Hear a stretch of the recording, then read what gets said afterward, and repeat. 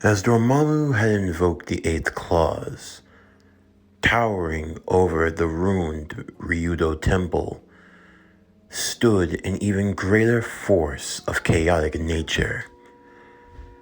Through the ruling of the eighth clause, the now reigning Sorcerer Supreme had summoned their own servant, the future self, into battle. Towering over everyone like a skyscraper, stood a version of Dormammu from the future, his strongest self, Cosmic Emperor Dormammu. Gilgamesh simply laughed at this. Making up for where you lack with height. Impressive to some, but not to a hero such as myself.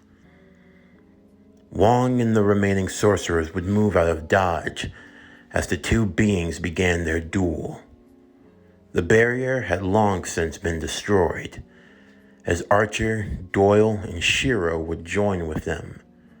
Wong stood at the defensive. After all, Archer had been declared an enemy, and Doyle had been under Dormammu's control, but Shirou would quickly put him at ease.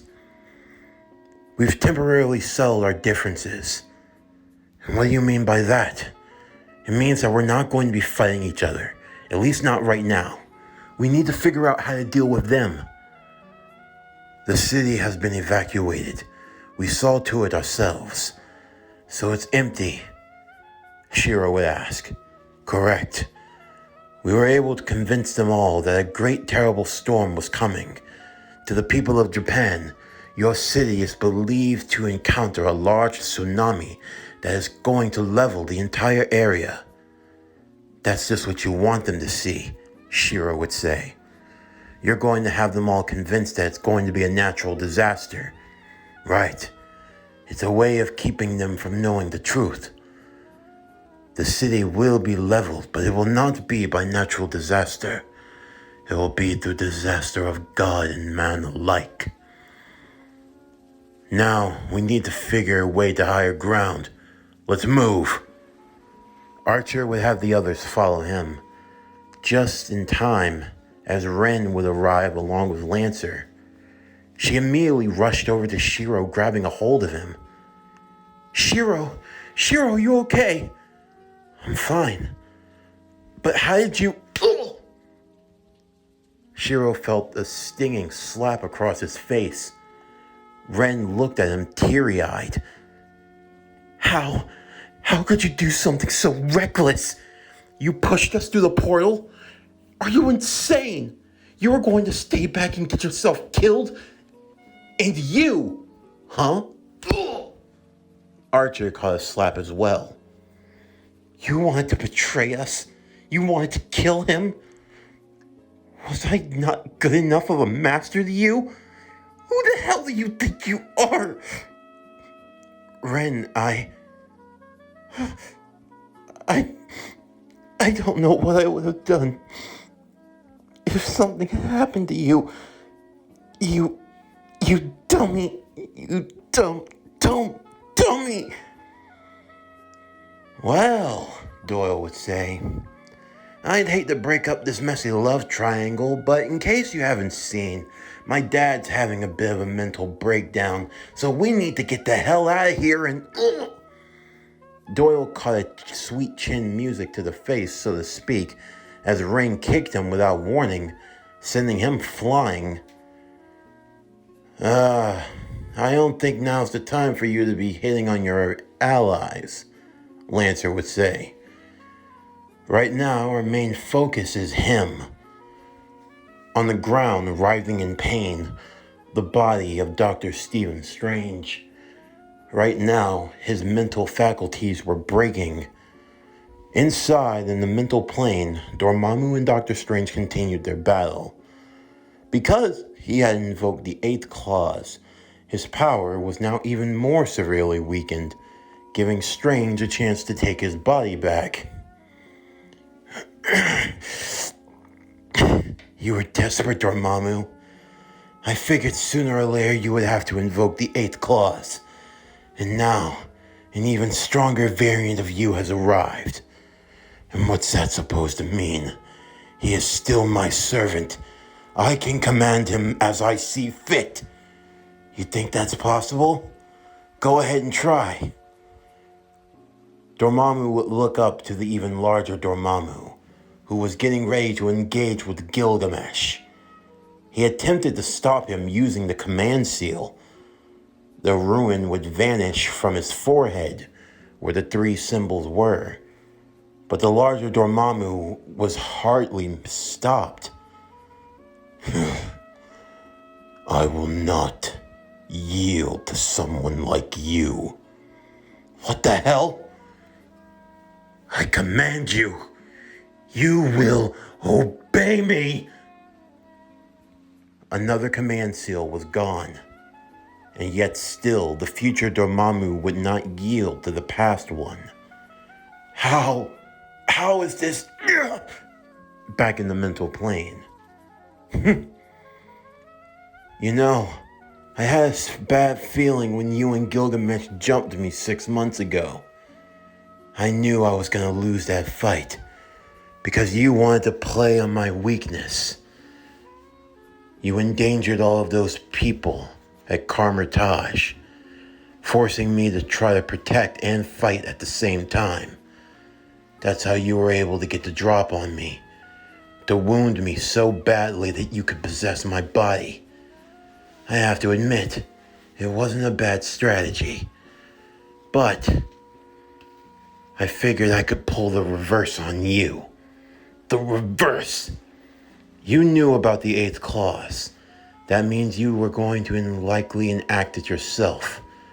And that's what I was counting on. Because you were stupid enough to believe that you would actually listen to yourself. Dormammu, have you seen the type of man that you are? It doesn't matter how much power you amassed for yourself. It doesn't matter how strong you become. Inside of your own twisted head, you are your own master. You would never yield to anyone, not even yourself. Look at you. You were defeated 10 years ago. I sent you cowering back to the dark dimension from whence you came, and you were left in disgrace. If I had to take a guess, your subjects in the dark dimension, they probably don't respect you very much now, do they? You've been fighting like hell for all this time, trying to maintain some sense of power, but it would only last for so long. And then, you had to team up with Gilgamesh, create some situation, and try to drag me back into the fold. All so you could get my body and enact your revenge. I knew that in the end, you would be your own undoing. And now I was proven right. You may have summoned an even greater power for yourself, but in the end, you're too weak to command it. You may know what true power is, but you don't know the first thing about wielding it. You can't humble yourself, and because of that, you'll always be blinded to this truth. Power that is stolen will not last eternally. You have committed great sins, Dormammu, and you tried to use my body to do it. This is gonna hurt, and I'm gonna enjoy it. Save some for me. On the outside, Doyle had crossed his legs and sat down. Using his mental faculties and his psychic ability, he had entered into the mind of Dormammu, now joining in the fight. Been a while, eh, Pops? Doyle, what are you doing here? I can just use you instead. You'll make a perfect vessel for... Yeah, I figured it'd be coming to kick you in there right about now. This body that you tried to take, you've been fighting off all of its defenses. I guess you don't really get much sleep now, do you? Sleep? Yep, good old 8 hours rest, as the doctor would put it. You've been in this body for 6 months and you've never had a chance to rest. Because you know that the second you fall unconscious, Strange can take the body back. So you've been running on 6 months non-stop, day in and day out, fighting your mental battle to the fullest to try to keep him at bay. But now, you're drained of even more mana than before. You can't maintain this form. You can't maintain this body. And that means you don't have any control on me. Doyle, what do you want? I'll give you anything. Anything you desire. Just please, help me. We can do it. We can finish what we started 10 years ago. If you and I join together now, Gilgamesh doesn't stand a chance. You really think I'd join you? I'll spare the girl. I'll never attack her again. You can have Japan. You can have whatever you want. Just please, help me. Wow. This is a first. Strange looked over to Doyle, who seemed to be pondering this. On one hand, I think that you're nothing but a no-good bastard. A dumb son of a bitch, and you deserve everything that's coming to you. But then on the other hand, my dark and twisted nature is actually relishing the idea of taking over. I know, because you and I are alike, son. You've known it for as long as I have. You are my creation. You are my being. You were created in my image. Darkness is what courses through your veins. Hate is your fuel. You and I are one and a kind. It is in our nature to rule, to conquer. Don't you see it, Doyle? You and I together, we can be... I'll stop you right there. You know, your biggest problem is that you never really knew me, Pops. You think that just because you made me, that you know me? You don't know the first thing about me. I have a lot of hate in my heart. And it's all fueled because of you. You think that I'd ever join you? That I'd ever stand by you? That I'd ever be anything like you? If that's truly what you believe, then you are a fool, my friend.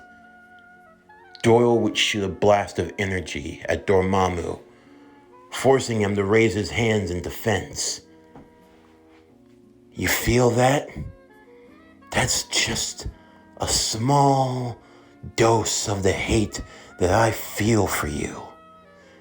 Every day of my life that I've spent trapped in that damn prison, all because you wanted to take out your anger on your failure because you couldn't get the job done 10 years ago? Yeah, I've been wanting to dish it out to you for so long. And now I have the perfect chance to do it. You're not going back to the dark dimension. I won't even give you the chance to recover.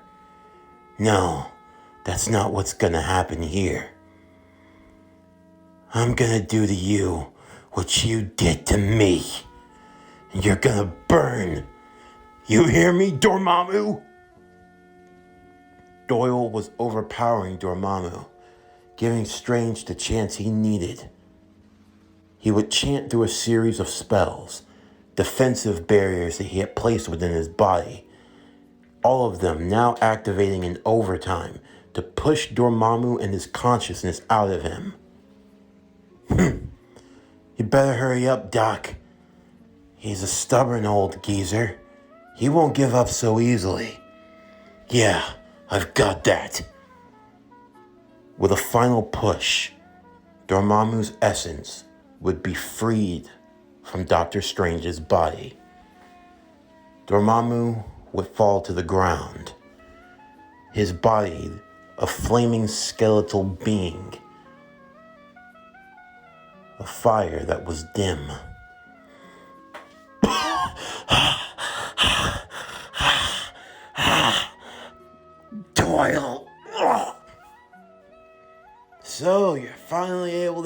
join us in the world of the living. Hey, old geezer? Doyle! That's his true form? Ren would say. Yes, that is the form of Dormammu. If he has to maintain it himself, he won't last long in our world. He has to return to the dark dimension to regain his strength. Otherwise, he will soon be extinguished. I don't think so. I didn't come this far. Just... No. This is your judgment. You're gonna pay for everything that you've done. Master! Shirou would rush to Strange's side, the dark power finally leaving him, though his body severely weakened. Dormammu had put it through its paces, and sadly he would still be feeling the aftermath. Shirou, you've gotten bigger since I last saw you. Yeah, I've been fed pretty well. It's good to see you, boy. Wong, Strange, are you back? Yeah, I'm back all right. Good. On the ground, Doyle was continuing to stand over his would-be father, wanting to burn him out of existence.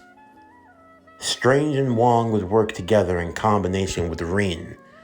With her help, they would use a form of sealing magic, trapping the essence of Dormammu into a crystal. It was a clear glass ball that, once absorbing the weakened aura of Dormammu, would turn into something that was pitch black. As Strange would pick it up, the orb would shake uncontrollably in his hand before finally subsiding. What did you do? It's a form of gemstone magic. Imprisonment. I trapped the conscience of Dormammu into this here ball. As long as it's maintained and that it's never broken, he'll stay trapped here. But what about the dark dimension? I mean, can he go back? Not unless he is freed from this stone. We'll have to put it away for safekeeping. The others would immediately turn over to Doyle.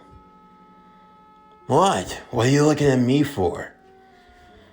Well, what exactly do you plan to do? Wong would say. You had a vendetta against your father, but now that he's gone, look, even though we kicked his ass, the other one, he's still on a rampage right now. Let's put our focus into stopping him and Gilgamesh and putting an end to this damned Holy Grail war. We can work out the details another time. He's right. Before anything else, we need to stop them. I can feel the essence of the Grail beginning to grow. If it overflows like it did, this whole city, no, the country, everything could be lost. Strange would take the remaining sorcerers with him. Immediately, they would get to work on creating a barrier around the entire city. This one would be larger and on greater scale. Wong insisted that Strange should rest, but now wasn't the time for that. Meanwhile, at his request, Shirou would regroup with everyone that he could. Shirou, Doyle, Lancer, Archer, Ren would meet back up with Saber and with Chavez. Once everyone was reunited, of course there was some tension. After all, it had only been less than 24 hours ago that they were on opposite sides, sworn enemies trying to take each other out. The war had been exhausting on everyone, and it had taken its toll to an even greater extent Ren would take time to measure all of their assets. Well, the way things stand, Gilgamesh and future Dormammu are rampaging through the city. Strange and the other sorcerers are attempting to create a barrier to contain them. At the very least, the barrier will be temporarily strong enough to hold the two so they don't go any further through Japan. The city will likely be lost. Outside of those two, let's see what remains. I'm still a master, along with Shirou and Chavez. As for servants, I have Lancer. Shirou, you technically have no one. Archer, you don't have a partner either. And Saber, you're now partnered up with Chavez. That seems to be the gist of it, Saber would say. But we have to turn our focus to Dormammu and Gilgamesh. Stopping them will be our greater priority, as well as stopping the Grail, Ren would say. Dormammu isn't going to be easy to defeat. The power that he's radiating, what Strange is doing now, it's only temporary. After everything that Dormammu's put his body through, he's not at 100% to fight. At the very least, they're buying us time. What do you mean? Shirou would say. Do I have to spell it out for you? The older sorcerers, the adults, they're buying us time. Strange is in no condition to fight any extended period of time himself. Outside of helping to maintain the barrier, his mana is almost completely shot. The healers are working overtime to keep him going because he's the best thing we have. If he even tried to invoke another 8th clause, it would likely kill him. Okay. Well, if that's the case, then if it is up to us, then what do? We have to figure out a way to stop Gilgamesh and Dormammu. Stopping the weaker version of my dad is one thing, but this stronger one's on a whole other level. Bringing him down, it's gonna be like trying to bring down Goliath. A lot easier said than done. But as long as we have faith, Saber said. It's gonna take a lot more than faith. We'll need to prepare. Do you know how much time they'll be able to buy us? My guess? Maybe a day or two? Enough time for Dormammu and Gilgamesh to thrash everything. Chances are we'll have to face whoever comes out on top. Who do you think's likely to win? The battle can honestly go either way. I'm really not too sure how it's going to turn out. Quite frankly, I don't really aspire to the idea of fighting either one of them. A fight with Gilgamesh? It's going to be impossible. Or a fight with the future version of Dormammu. It's not really something that I relish either. So basically, no matter what we do, Chavez said, we're still going to be getting the short end of the stick. Probably. Ren, Archer would say. There may be a way of stopping Gilgamesh. I believe that it will only take 2 of us. 2? Everyone would look to Archer. Right. I believe that it will only take 2 of us to beat Gilgamesh. Archer would look over to Shirou. Wait, me? That's right. With our powers together, I believe that we have what it takes. If we put all of our focus into fighting Gilgamesh, then the others, you can focus on trying to stop Dormammu. As long as we can take down one, the other will be sure to fall. It's not like we really have much of a choice. What about the other mage councils? Chavez would say. I mean, sure, they might be all over the world, but they can't be ignoring what's going on right now. The Holy Grail War still ensues. They won't be able to intervene until it's over. But by the time they do that, it'll be too late. There are rules, Chavez. It's institution. Even if we don't like it, we have to accept it. All right then, Archer. If you truly believe that you and Shirou have what it takes, then we'll leave Gilgamesh to you. As for the rest of us, we'll focus our strategy on taking out Dormammu, as well as subduing the Grail. Above all else, that is our top priority. So who gets it? Chavez would ask. The room fell silent in that moment. Of course, with everything that was going on, no one had actually thought about that. Who exactly was going to get the Grail? Of course, at this point, the idea of having your eternal wish granted didn't really seem all that appealing. No one dared speak up. No one was selfish enough to even think about trying to win the Grail for themselves. We'll cross that bridge when we get there. All we have to do is stop it, right? I mean, does it really matter? No, I suppose it doesn't. As long as the Grail is contained, then whoever wins it, it's a complete afterthought.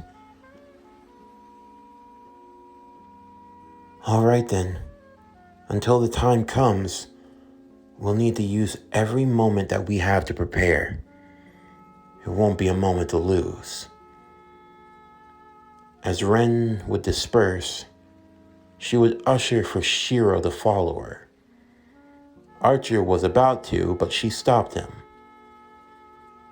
I'm going to need 12 hours alone with Shirou. Please, make sure we're not disturbed. Understood. The two of them would head to a private room.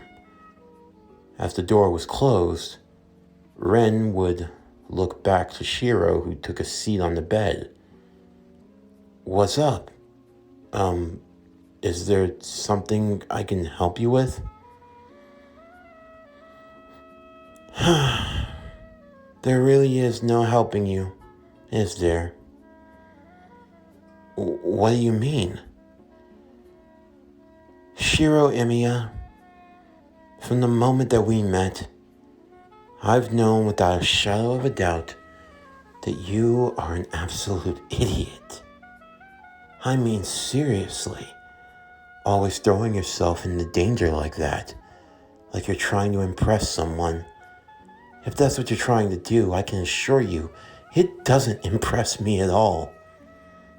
I'm sorry, I really, and what's more, not only do you act without thinking, but then in the midst of danger, you have the nerve to try to make some sort of last-second confession.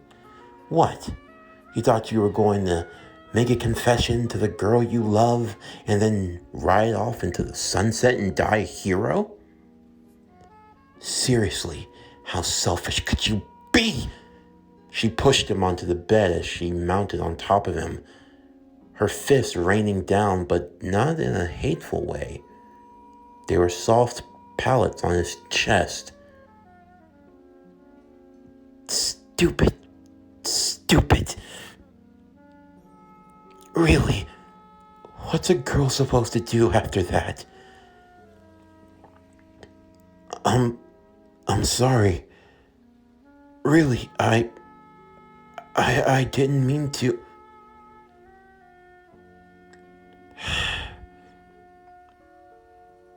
You need to be prepared.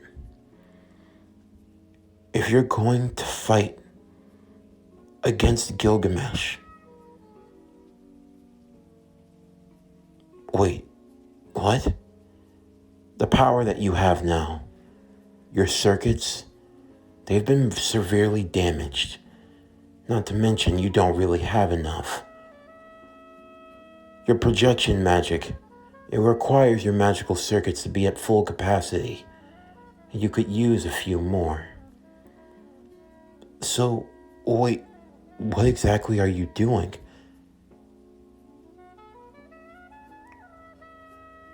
I'm going to perform a mana transfer. A mana transfer? Slowly her clothes began to fall.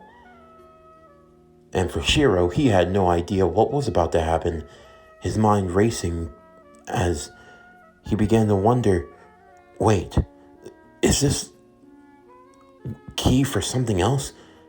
Is she about to, are we about to? If you're thinking what I think you're thinking, I'll kill you. I'm sorry.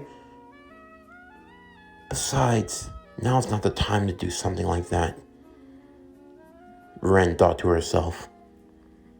But maybe when it's all over. What? Shut up. Now take your shirt off. Huh? I said take it off. Shirou did as instructed, and Ren stood behind him. She began to trace magical runes and seals all along his body. As Shirou closed his eyes, the runes would begin to glow, as Ren would begin the process. Mana transfer can be done through a myriad of methods. Sometimes physical contact, bodily fluids, even creating a direct link. That's what I'm doing. I'm creating a direct link between you and me. Through this, I can transfer some of my magical circuits to you. It'll give you the power you need to use your projection magic to the fullest. It feels intense, doesn't it? Ren,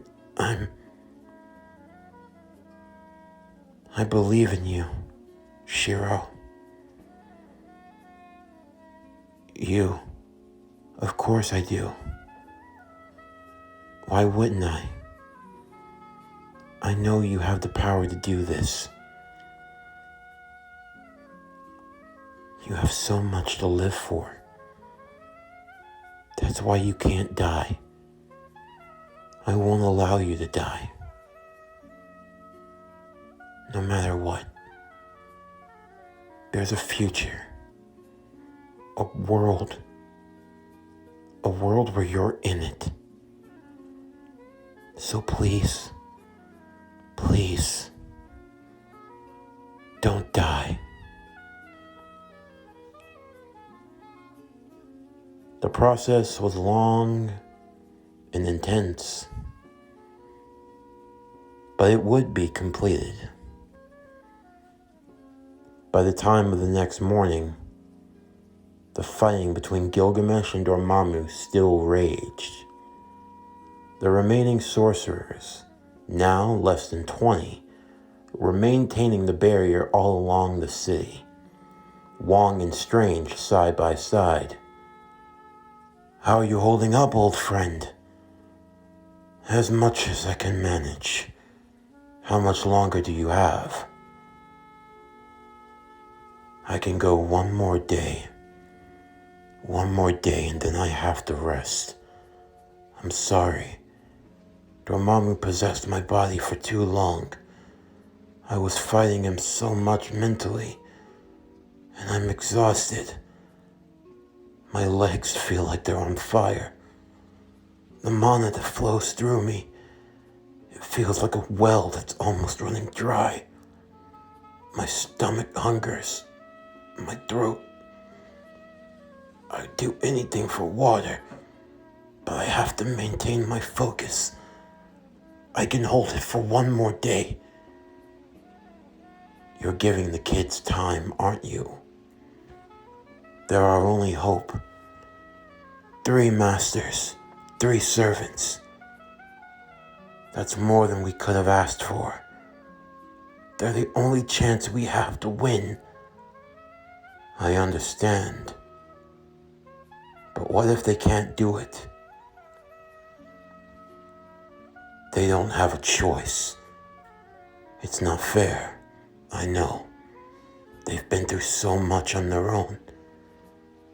To even ask this of them, it's too much. But we don't have a choice. They need to get it together. And they need to fight. One more time. Meanwhile, Archer would be waiting as Shirou would meet him in the training hall. You wanted to see me? You and I will be fighting Gilgamesh together. We only have one day. Nothing more we can do. There's no point in arguing, begging, or pleading. This is what we've been dealt. The cards that we have in our hands. And we have no choice but to play them. Exactly. Close your eyes, Shirou Emiya.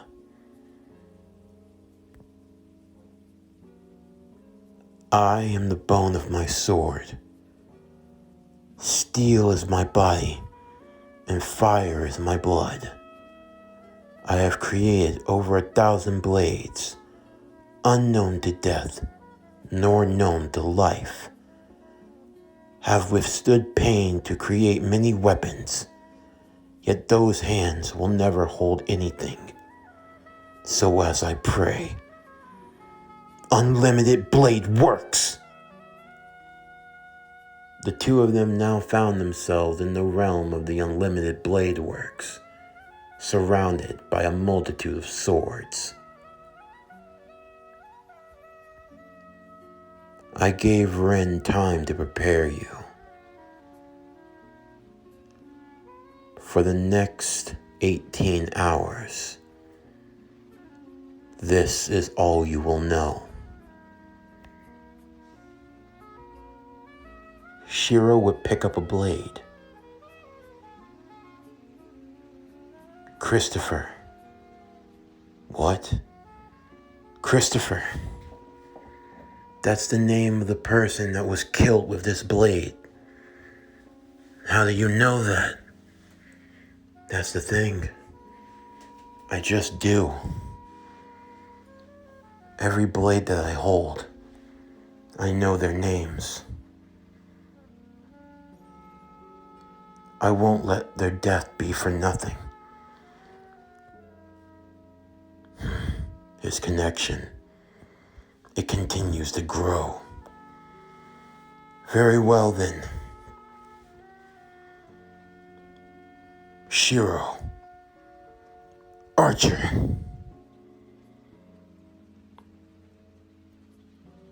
The preparations had now begun. For Shirou and the others, in just 24 hours' time, the final battle in the Holy Grail War would begin. There would be no going back. There would be no second chances. The last clash between good and evil, of righteous and unrighteous. This is the conclusion to the 5th Holy Grail War. This concludes Fate Stay Night, the Sorcerer's Son, What If Shirou Emiya Was Trained by Dr. Strange, Part 21. As always, if you enjoyed today's video and everything else that we have to offer, then please don't forget to like, comment, subscribe, share, and hit that bell for post notifications so you can stay up to date on everything that is PowerCore Productions and Podcastings that's to come out now and in the future. Tomorrow night, we will continue with part 22, and on Saturday evening, we will conclude with part 23, that will be the final part in this series. I thank you all for your patience and understanding, and please stay tuned for the final 2 parts of Fate's Stay Night, the Sorcerer's Son. That concludes today's video. I'm Javon Harrington with PowerCore Productions and Podcastings, signing off, and I'll see you next time.